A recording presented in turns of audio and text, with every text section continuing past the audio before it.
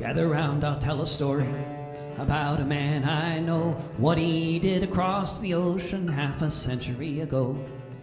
Death was raining from the skies all over Vietnam. Al and Clyde decided they had to try to stop the bombs.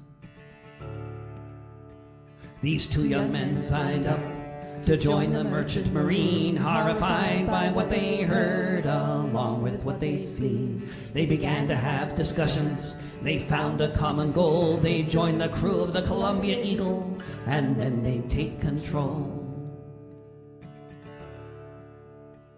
The ship was full of napalm, heading across the sea to be loaded on the planes and be dropped upon the country to burn the skin off people beneath it. At the time, they vowed to break the law to prevent a greater crime.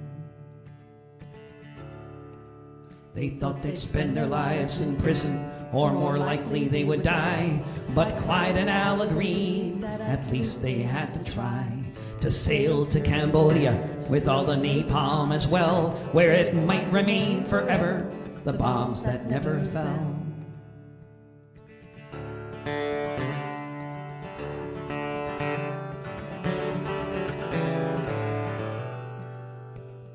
They carried out their plan, and they didn't slip, just two guns between them, but soon they ran the ship. They brought it to neutral waters by Sihanoukville, that these bombs might never be sent to maim and kill. But that's not how it ended. The next thing that they knew, Sihanouk was overthrown. There was a military coup. Clyde McKay died in the jungle, and with so many of his peers, in a California prison, Al Gladkowski spent 8 years.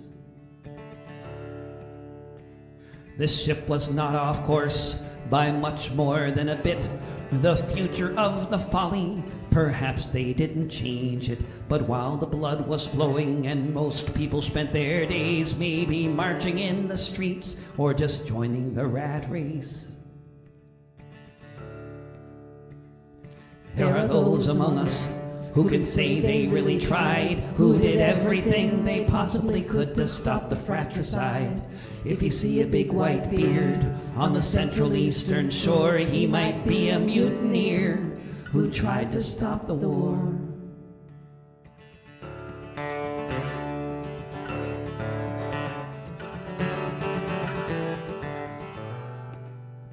Gather round, I'll tell a story about a man I know, what he did across the ocean half a century ago.